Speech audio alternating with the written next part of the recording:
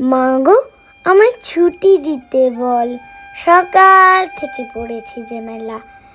এখন আমি তোমার ঘরে বসে করব শুধু পড়া পড়া খেলা। তুমি বলছো দুপুর এখন সবে, না হয় যেন সত্যি হলো তাই। একদিনও কি দুপুর বেলা হলে বিকেল হলো মনে করতে নাই? আমি তো বেশ ভাবতে পারি মনে। সূর্যি ডুবে গেছে মাঠের শেষে, বাগদিপুরি চুপড়ি ভরে নিয়ে শাক তুলেছে পুকুর পাড়ে এসে। আঁধার হলো মাদার গাছের তলা, কালি হইল দিঘির জল। হাটের থেকে সবাই এলো ফিরে, মাঠের থেকে এলো চাষির দল। মনে কর না উঠলো সাজের তারা, মনে কর না সন্ধে হলো যেন।